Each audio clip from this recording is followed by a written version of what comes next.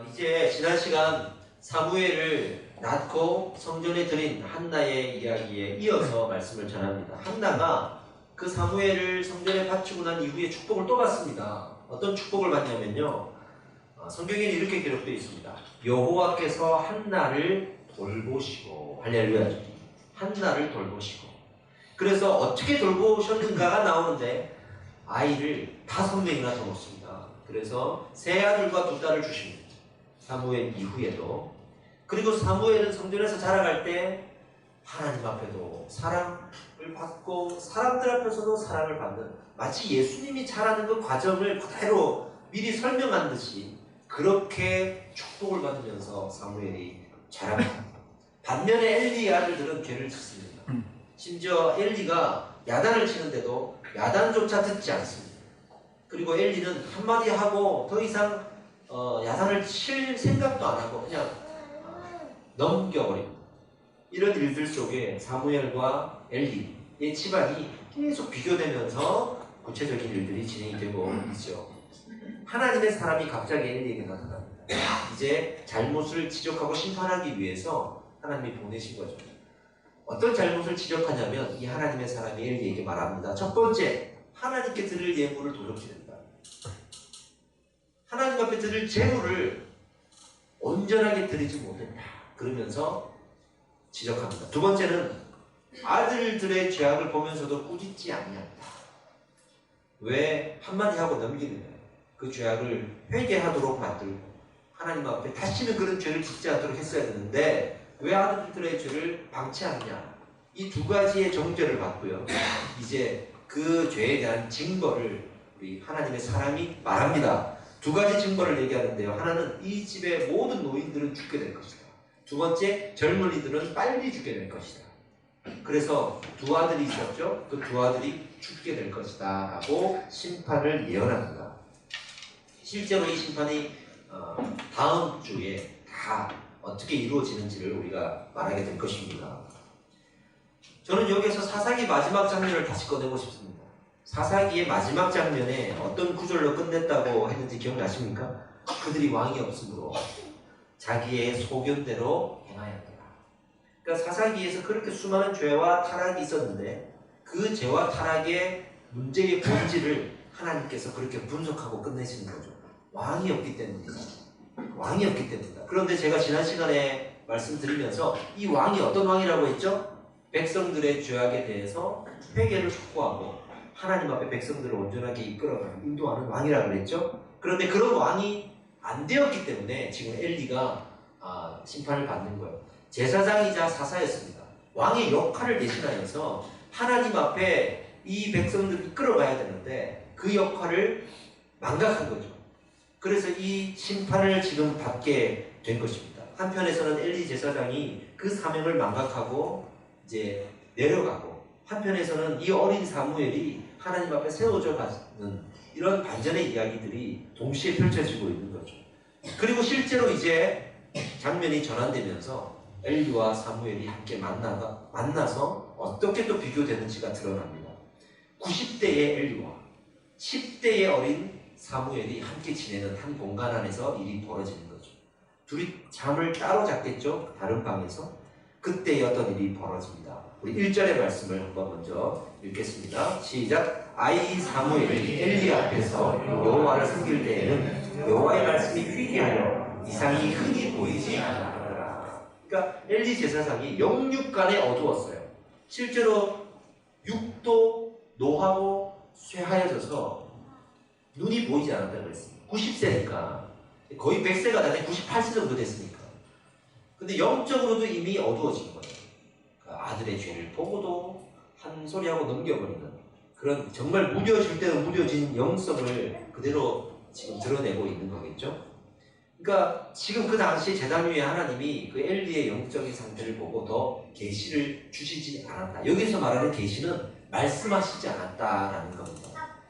그런데 희망적인 얘기 하나가 나옵니다. 그럼에도 불구하고 등불은 꺼지지 않았더라. 등불. 이 등불이 계시를 상징하거든요. 등불이 꺼지지 않은 채로 있더라. 그건 무슨 말이냐. 이제 다시 계시가 임해질 것을, 다시 회복이 일어날 것을 말해주는 사건의 복선의 역할을 이 등불이 하고 있는 거예요. 그리고 난 다음에 바로 그 직후에 등불이 켜지고 있었다는 그 말 직후에 사무엘 하나님이 부르시는 거예요. 사무엘아 부르십니다. 여러분 한국교회가 뭐 무너지고 있다, 뭐 죄악에 타락하고 있다 이런 얘기 많이 하면서 실망도 하시죠. 꼭 기억해야 될 것은 아직도요 바른 진리를 붙들고 기도하는 교회들이 있습니다.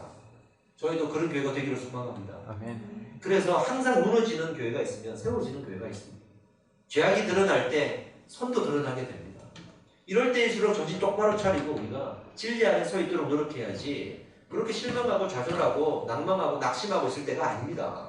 그 에너지를 가지고 우리가 진리 안에 서 있는데 노력해야 될 줄 믿습니다. 아멘. 엘리처럼 무너지는 교회가 있으면 사무엘처럼 세워지는 교회가 있습니다. 어떤 교회가 세워지는지를 이 사무엘의 이야기를 통해서 우리가 발견할 수도 있는 것이죠. 그렇게 우리가 교훈을 삼아야 됩니다. 하나님이 사무엘을 부르십니다. 사무엘아. 근데 사무엘 입장에서는 이런 하나님의 계시가 처음인 거예요.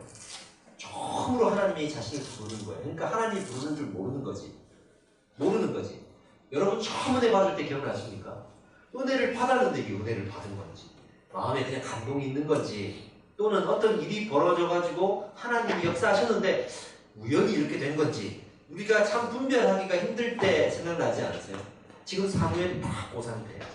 하나님이 사무엘아 불렀는데 누구지? 엘리 제사장이 저 방에서 나를 불렀나? 하고 생각하는 거예요. 그럼 달려가서 저를 부르셨습니까? 그러니까 엘리가 나는 안 불렀다. 다시 가서 이제 자리에 누워가지고 잠을 자려고 하는데 또 사무엘아 그러십니다. 또 가서 저를 부르셨습니까? 그러니까 엘리가 나는 안 불렀다. 3번을 반복한단 말이죠. 3번을 반복했을 때 엘리가 그 말을 듣고 이거 하나님이 사무엘을 부르는구나 하고 그것을 알려줍니다. 그렇게 3번 부르시는 장면에서 저는 또 하나 떠오르는 장면이 있어요. 예수님이 베드로에게 부활하신 이후에 찾아오시지 않습니까? 그래놓고 이미 자신을 3번 부인한 베드로에게 내가 나를 사랑하느냐를 3번을 물으십니다. 3번 부인한 사람에게 3번 물으셔서 마치 그 3번의 사건들을 상쇄시켜주는 것처럼 다시 은혜가 샘솟아서 예수님의 제자로 온전하게 따르게 하도록 하나님께서 온전하게 치료하시는 과정으로 우리가 생각될 정도로 내가 나를 사랑하느냐, 내가 나를 사랑하느냐. 3번 부인했던 베드로를 3번 사랑한다고 답하는 베드로로 만들어주시는 하나님의 그 은혜가 기억이 나요. 사무엘에게도 알아듣지 못하는 사무엘에게 내 이놈 하지 않으시고 그렇게 친절하게 계속 부르시는 장면들에 저는 하나님의 사랑을 오히려 발견할 수가 있는 거예요. 여러분 하나님은 그렇게 우리를 부르십니다. 할렐루야. 우리 이름을 부르실 때 우리가 눈치채지 못하고 감각이 다 죽어 있어서 아멘 하지도 못하고 하나님이 부르는 건지 내 옆에 있는 사람이 부르는 건지 구분하지도 못하고 있지만 하나님은 포기하지 않고 우리를 부르신다. 여러분 아멘 하시기 바랍니다. 아멘 하시기 바랍니다. 3번 정도 부르면 아멘 하는 게 맞나 봐요. 여러분 하나님이 계속 부르는데 계속 우리가 너 하면 안 됩니다. 몰라도 안 됩니다. 하나님의 부르심을 알기 위해서 말씀 보고 기도하는 거 아니겠습니까? 사무엘처럼 또 이 하나님의 부르심 앞에 아멘하는 여러분들이 되시길 축복합니다. 아멘. 아마 우리에게 하나님께서 말씀하셨는데도 우리가 하나님의 말씀을 깨닫지 못하는 이유가 뭘까요? 저는 아마 이런 이유라고 생각해요. 우리가 순종할 마음이 없어서. 말을 해도 순종할 마음이 없어서. 안 들을 거니까. 이걸 어디에서 제가 발견할 수 있냐면 계속 우리 지금 사사기 다음의 이야기니까 사사기에서 그 근거를 찾아보죠. 사사기 20장에 우리 강의할 때 나왔습니다. 이스라엘 민족이 서로 내전을 벌입니다. 11지파가 연합하고 베냐민 지파가 죄를 지어서 11지파의 연합군과 베냐민 지파가 싸움을 하거든요. 전쟁을 하거든요. 11지파가 총회를 딱 개최해놓고 묻습니다. 하나님 앞에. 하나님 치러 갈까요? 누구부터 칠까요? 우리 지파 중에 어느 지파부터 공격할까요? 이렇게 묻습니다. 하나님이 그래 치라 말씀하시거든요. 하나님도 허락하셨구나 하고 전쟁을 한단 말이죠.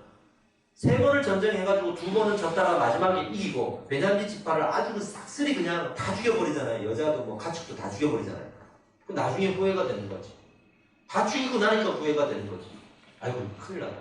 저 베냐민 지파는 어떡하냐. 그래도 우리 민족은 뒤늦게 후회하는 거지.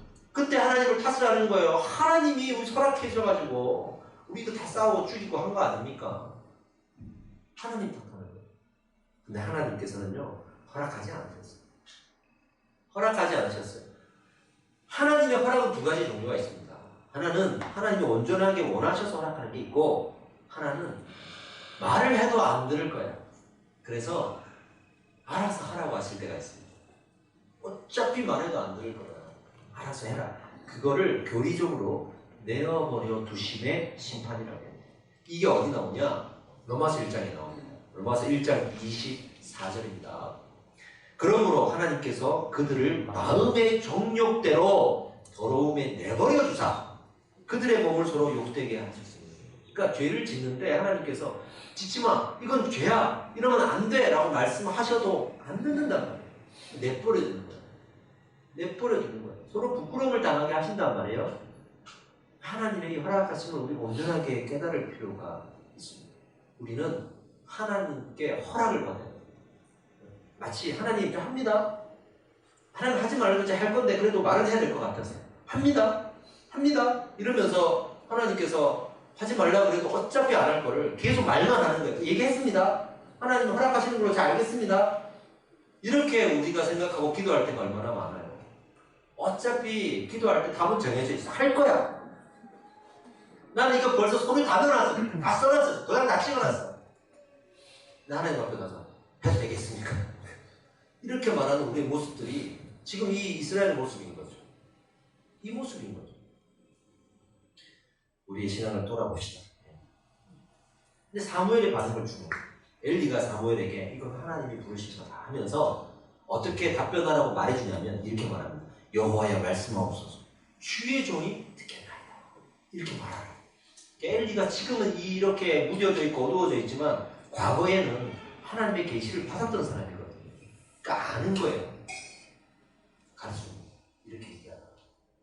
그리고 사무엘이 그 말을 가지고 하나님과 대화하기 시작합니다. 꺼져가는 불이 다시 켜지는 순간이고 사사기를 지나면서 타락했던 이스라엘이 다시 회복하는 순간이고 드디어 이 땅에 이스라엘의 나라를 세우고자 하나님의 나라를 세우고자 하는 하나님의 계획이 구체적으로 진행되는 순간이 이제 온 겁니다. 사무엘과 하나님과의 대화가 시작됩니다. 그 대화의 내용은 다른 내용이 아니라 이제 엘리 집안을 이렇게 심판할 것이다 라고 하는 하나님의 사람이 엘리에게 나타나서 예언했던 그 내용을 그대로 다시 사무엘에게도 알려줍니다. 그러니까 사무엘이 그 얘기를 듣고 아침이 되었는데 자기 스승인 엘리가 심판을 당할 것이라는 예언을 들었단 말이죠. 그러니까 엘리 얘기가 어떻게 말하냐 이거죠. 그러니까 얼굴 보기가 민망하니까 스스로 피하는 거야 이제 사무엘이 어린 나이에. 근데 엘리는 궁금한 거예요. 하나님 뭐라고 말씀하셨어? 일로 와. 말해봐. 하나도 남기지 말고 거짓없이 협박을 합니다. 너 그렇지 않으면 너 큰일 나. 다 얘기해야 된다? 이제 사무엘이 다 정직하게 숨기지 않고 얘기합니다. 사무엘상 3장 18절입니다. 같이 읽어봅시다. 사무엘이 그것을 그에게 자세히 말하고 조금도 숨기지 아니하니 그가 이르되 이는 여호와시니 선하신 대로 하실 것이다. 아멘. 엘리가 그 말을 다 듣고 나 이미 알고 있다. 하나님이 그렇게 하실 것이다. 여기에서 엘리의 그 선하신 대로 하나님이 하실 거야 이거는 순종하는 마음이 아니에요. 뭐 하나님 하시겠다는데 나보고 어떡하라고. 하나님이 하시겠다는 걸 내가 뭐 어떡하라고. 이미 지금 마음이 닫혀있을 대로 닫혀있고 삐져있을 대로 삐져있는 마음. 알았어. 가봐. 이런 거죠. 사실은 엘리가 어떻게 해야 될까요? 회개해야 돼요. 무릎 꿇고 당장에 회개해야 돼요. 그렇게 회개했던 사람들 구약이 얼마나 많이 나와요. 특히 요시아라는 왕이 나중에 나옵니다. 성전을 청소하다가 재건하다가 수리하다가 율법책이 나왔어요. 그걸 펼쳐놓고 그 자리에서 옷을 찢고 회개하잖아요. 나단 선지자가 다윗에게 와서 당신의 죄가 이겁니다라고 했을 때 다윗이 어떻게 했습니까? 그 자리에서 옷을 찢고 회개했어요. 하나님 앞에 우리가 말씀으로 내 어떤 죄가 드러났을 때는 그 자리에서 회개해야 되는 거예요. 근데 엘리가 회개하지 않아요. 지금 회개하지 않아요. 오히려 아들들이 타락해도 그냥 잘 대해주고 사무엘이 하나님 말씀 받았어도 잘 대해주고 이러나 저러나 아무런 생각 없이 아무런 느낌도 없이 그렇게 살아가고 있는 무뎌진 모습을 우리가 보고 있는 거죠. 때를 놓치고 마음이 굳어지면 회개 못합니다. 여러분. 그냥 포기하게 돼요. 제가 이제 예전에 있었던 교회 앞에 조그만 구멍가게가 있었어요. 슈퍼라고 하죠. 그 슈퍼에 이제 아저씨 아줌마가 같이 운영을 하시는데 아저씨는 늘 소주 한 잔을 하고 있어. 방에 앉아서 소주를 한 잔 하고 그리고 얼굴이 약간 상기된 채로 손님을 맞아요. 근데 동네 사람들이 다 아는 거지. 그럼 제가 가고 이제 잔도를 바꾸면 항상 잔도를 더 주세요. 항상 더 주세요. 이제 아주머니는 그것 때문에 마음이 안 드니까 맨날 잔소리하고 야단치고 아저씨는 맨날 야단 들으면서 이렇게 앉아있다가 또 술 한잔 하고 이렇게 지내시는 분인데 전도를 하지 않습니다. 교회 오셔야죠 한단 말이에요. 그럼 아저씨가 저한테 이렇게 얘기해요. 나는 지옥 가도 싸. 나는 내가 하나님이라도 나를 나 같은 사람을 지옥 보낼 거야. 나는 쓸모없는 인간이야. 우리 아내가 맨날 나보고 쓸모없는 인간이래. 그러면서 확 푸념을 하는 거예요. 나는 쓸모없어. 나는 쓸모없어. 그러고 지내는 거예요. 처음부터 그랬을까요? 나중에 이렇게 폭발했나 봐. 어느 날 구급차가 와가지고 아주머니를 실어간다. 폭발해가지고 막 두드려 팬 거예요. 근데 그 아저씨가 막 옷을 찢고 나와가지고 동네 사람들 다 보는 앞에서 외치는 거예요. 내가 이렇게 된 건 당신 때문이야. 이렇게 하는 거죠. 난 나쁜 놈 맞는데 내가 이렇게 된 건 당신 때문이야. 이렇게 물분을 토하는 거죠. 그 모습이 생각이 나요. 저도 신앙생활 해보고 말씀을 보니까 우리가 마음이 굳어져 가는 과정들이 상당히 그와 유사하겠다는 생각이 들었어요. 우리가 어떤 정죄와 비난을 듣습니다. 잘못을 하면 정죄를 받지 않아요. 야단을 꾸중을 받잖아요. 처음에 한두 번 죄송해요 하지만 계속 꾸중을 듣는 거야. 나는 계속 잘못을 하는 거야. 그렇게 정죄와 비난을 계속 듣다 보면 나중에는 이걸 그냥 숨기게 돼요. 아닌 척. 숨기고 아닌 척. 꾸중 듣고 예 해놓고 뒤돌아서는 숨기고 아닌 척. 그렇게 돼요. 왜? 회개하고 돌아설 능력이 없거든. 이걸 고칠 마음이 없거든. 막 게임 중독에 걸린 사람은 막 하지 말라고 야단을 치면 네 하지만 자기 스스로 알아. 나는 못 고친다는 거. 나는 고치고 싶지 않다는 거. 그 자리에서 네 하지만 돌아서서 자꾸만 이제 몰래 하려고 하는 거죠. 그게 반복이 되면 정죄에 익숙하게 됩니다. 웬만큼 정죄 들어가지고는 꿈쩍도 안 해요. 그러면서 자기가 그런 사람이라는 걸 받아들여요. 아, 나는 그런 사람이야. 그래, 나는 나쁜 사람이고, 그래, 나는 죄 짓는 사람이야. 나는 여기에 중독된 사람인데, 어떡하라고, 어쩌라고, 이렇게 되는 거죠. 받아들여버립니다. 나중에 아주 얼굴이 평안하게 웃으면서, 아, 그래요. 저 그런 사람입니다. 이렇게 되는 거죠. 그러다가 어느 순간 자기 안에는 또 쌓이고 있어, 이게. 이게 빵! 폭발하면, 나를 이렇게 만든 거예요. 나를 정죄한 당신 때문에. 그러면서 부모 탓도 하고 폭발하기도 하고 그렇게 되는 거거든요. 매맞는 아내 증후군이라는 게 있습니다. 그러니까 남편이 폭력을 휘둘러서 아내를 때릴 때 처음에는 왜 그러냐고 반항도 하고 그러겠죠. 그러다가 긴장감이 오고 때리고 화해하고 긴장감이 오고 때리고 화해하고 계속 반복이 되다가 아내가 점점 받아들이게 돼요. 받아들이게 돼요. 이 무기력감을 학습한다 그래요. 이론적으로. 학습하게 되면서 익숙하게 돼요. 그래서 맞아도 어디 신고할 생각도 안 하고 반항할 생각도 안 하고 도망갈 생각도 안 하고 그 받아들이는 거예요. 나는 맞아야 되는 사람인가 보다. 그리고 계속 맞고 살아가. 어느 순간에 또 자기는 쌓이고 있어요. 이렇게. 그러다가 빵 터질 때 살인을 저지르기도 하는 거예요. 우리 신앙생활 마찬가지예요. 교회 와가지고 신앙생활 하다 보면 하나님께서 말씀을 비추거든요. 그러면 자꾸 내가 회개할 일이 생기잖아. 근데 거기에 내가 회개할 마음이 없는 거죠. 나의 죄는 드러나는데 그 죄를 고칠 마음은 나는 없는 거예요. 그러면 처음에는 부끄럽고 어떡하나 싶기도 하고 나름 반응을 보입니다. 이게 반복이 되는 거예요. 그럼 나중에는 정죄에 익숙하게 돼요. 말씀으로 하나님께 정죄를 하셔도 죄를 드러나게 하셔도 어떡하라고 이렇게 나오는 거죠. 배째라 그러는 거죠. 하나님, 저 이거 안 되는 걸 어떡합니까? 저 원래 이런 사람입니다. 하나님이 사랑이 없으셔서 저를 정죄할 거면 어떡합니까? 저 정죄 받을래요. 뭐 이렇게 살아가는 거야.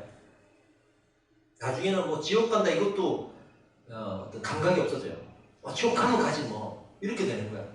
한쪽에서는 원망이 차고 넘치는 거야.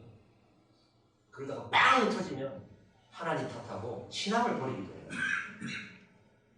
나를 이렇게 만든 건 하나님 때문입니다. 내가 이렇게 될 때까지 뭐 하셨습니까? 정죄만 하셨지. 나를 끌고서라도 가야지. 뭐 하셨습니까? 하면서 하나님을 원망하게 돼요. 이런 과정들이 있다는 걸 저는 여러 경로를 통해서 발견하게 됩니다. 이게 이스라엘의 모습이었어요. 이게 엘리의 모습이었어요. 그리고 나서 우리에게 교훈을 주는 거죠. 하나님의 은혜는 하나님의 말씀이 임했을 때 사무엘처럼 반응합니다. 말씀하십시오. 제가 순종하겠습니다. 할렐루야. 죄를 드러낼 때 회개하겠습니다. 라는 마음으로 우리가 하나님 앞에 나아가야지, 그렇지 않으면 그 은혜 앞에 꼬꾸라져서 등을 돌리게 될 수도 있는 거예요. 여러분 신앙생활 정신 똑바로 차리셔야 돼요. 그냥 어찌 되겠지. 내가 은혜 받고 있으면 내가 회개하지 않아도, 내가 돌아서지 않아도, 내 마음이 회복되지 않아도, 내가 예배를 드리고 은혜 안에 있으니 어찌 되겠지. 이렇게 신앙생활하는 것이 제일 위험한 신앙이에요. 제일 위험한 신앙이에요. 그리고 나서 이후에 사울과 다윗이 그렇게 비교되잖아요. 사울이 전쟁을 앞두고 제사를 드려야 되는데 제사장인 사무엘이 오지를 않는 거예요. 그러니까 인간적인 마음에 급하니까 자기가 대신 제사를 드려버리잖아요. 사무엘이 와가지고 뭐라 그럽니까? 순종이 제사보다 낫다 이러면서 당신은 곧 왕에서 내려올 거다. 하야할 것이다. 예언합니다.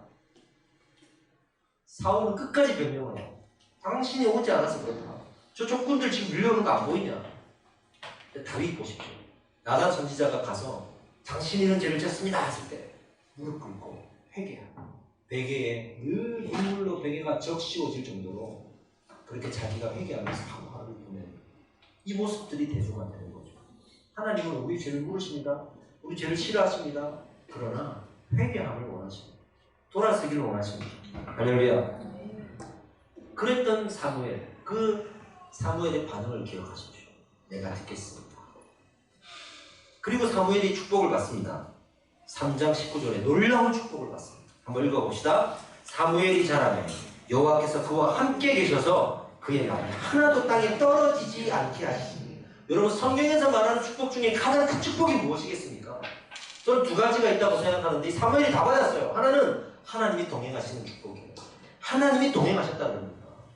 성경에 하나님이 동행해서 축복받은 사람이 나오죠. 아브라함이고 에녹이고 노아가 그랬습니다.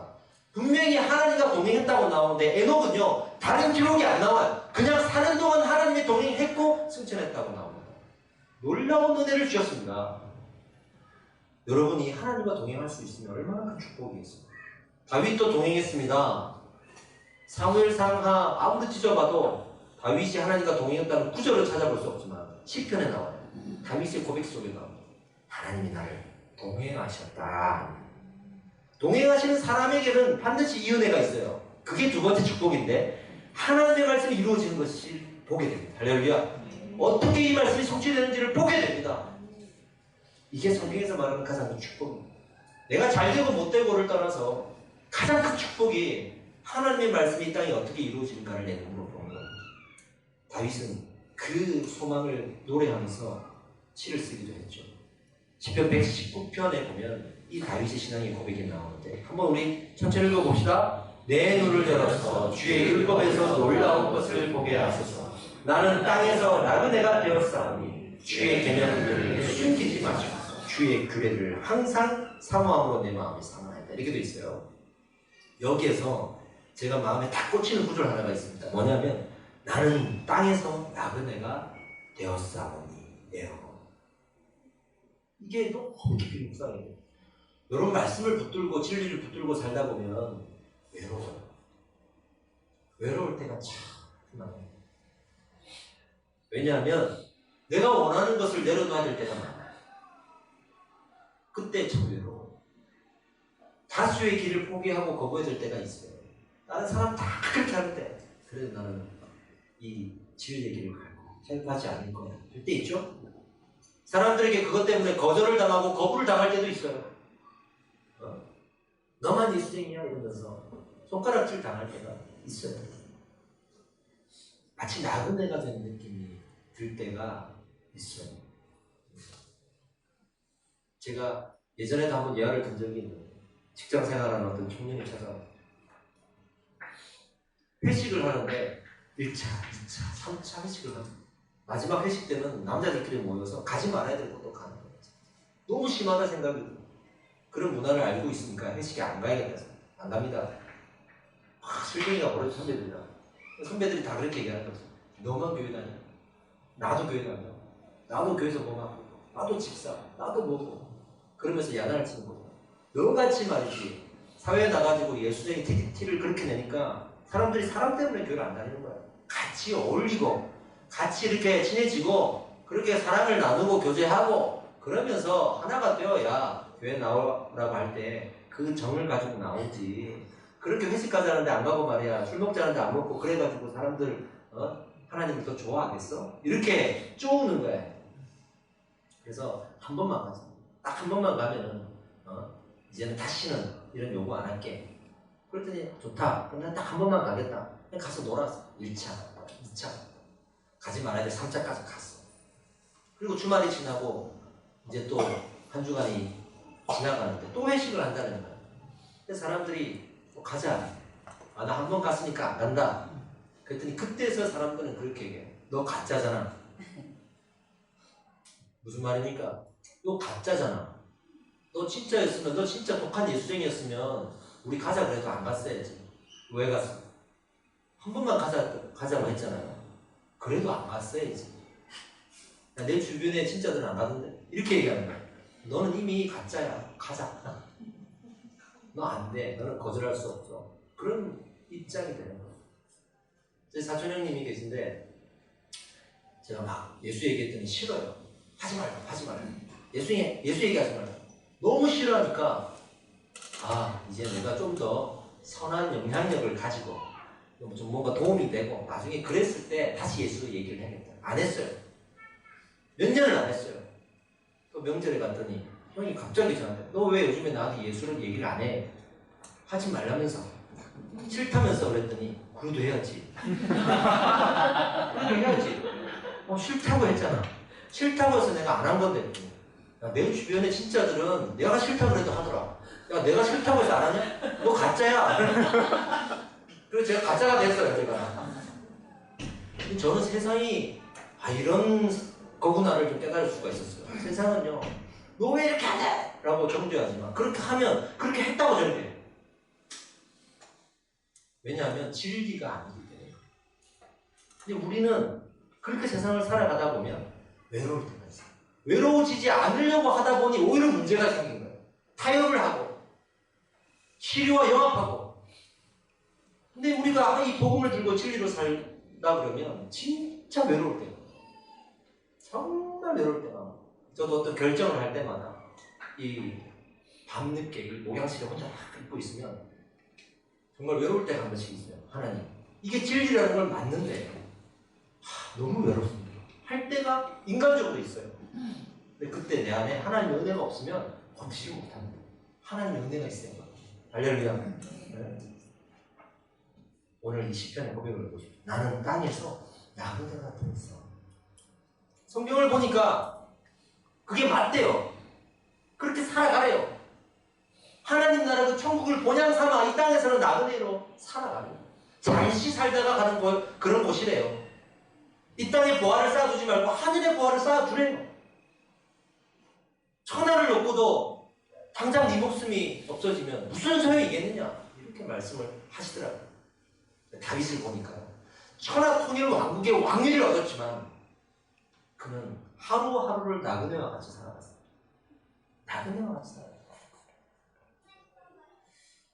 저는 이 다윗의 인생을 보면서 하나님의 나라를 사모하고 사는 사람들 이렇게 살아가를 느낄 수가 있습니다. 말씀을 정리하겠습니다. 저도 이렇게 돌아보면 나그네가 되었을 때, 제가 어떤 세상의 미련과 세상의 욕심을 버리고 나그네와 같은 마음이 되었을 때 이제 알겠어요. 그때 말씀이 보이는 거예요. 그때 말씀을 묵상할 때 깨달은 게 뭔가 내가 아둥바둥 살아가면서 나의 유익을 구하면서 말씀을 볼 때는 안 보이던 말씀들이 뭔가 내려놓고 딱 볼 때 그때 보여요. 그때 보여요. 그러니까 손에 쥐고 있는 거를 내려놔야 이게 보이더라고요. 영안이 열리게 해주십시오. 이렇게 기도하는. 어디 가서 뭐 영화관은 기도원 가가지고 기도 한번 받는다고 영안이 열리고 말씀이 깨달아지고 그게 아니고 내가 내 것을 내려놓고 나를 꺾고 하나님 앞에 갔을 때, 자기를 부인하고 하나님 앞에 갔을 때 그 말씀이 내게 임한다. 하나님 말씀하십시오. 내가 듣겠습니다라는 순종의 마음을 가지고 갔을 때 우리는 이 말씀을 깨닫게 됩니다. 한나도 사무엘도 그렇게 내려놓은 사람이에요. 우리 지난 시간에 나눴잖아요. 한나가 어떻게 기도했는지. 아들을 달라고 기도하고 주심을 믿고 근심하지 않았다. 그거 아니라 그랬죠. 한나의 노래를 뭐라 그랬죠? 하나님은 부하게도 하시고 가난하게도 하시고 높이기도 하시고 낮추시기도 하시고 하나님의 주권을 드리면서 하나님 앞에 다 내려놓은 사람들의 기도를 우리는 봤습니다. 사무엘도 인생을 그렇게 내려놓은 거고 오히려 내려놓지 못하고 미련을 가지고 이 땅의 주인 삼아 살려고 했던 그 엘리와 그 아들들의 모습을 우리는 비교적으로 더 볼 수가 있는 거죠. 하나님이 우리를 부르실 때 여러분 미리 반응하십시오. 미리 반응하십시오. 하나님, 제 은혜가 필요합니다. 저 말씀을 알고 싶습니다. 하나님이 누군지 알고 싶습니다 할 때 내가 순종할 수 있는 마음을 가지고 가십시오.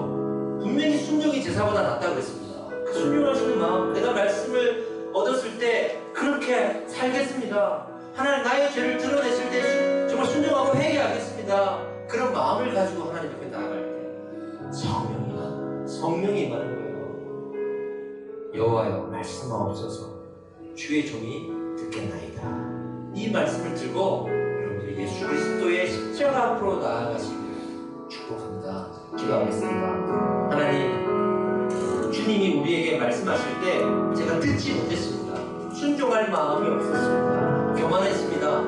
저는 이 세상을 내 주인으로 삼아 의지했습니다. 그러나 우리가 이 사무엘의 고백처럼 주여 말씀하옵소서 내가 주의 종으로 듣겠습니다. 이 순종의 고백을 올려드려오니 하나님 우리의 삶에 주의 말씀이 임하기를 성령의 임재가 함께하기를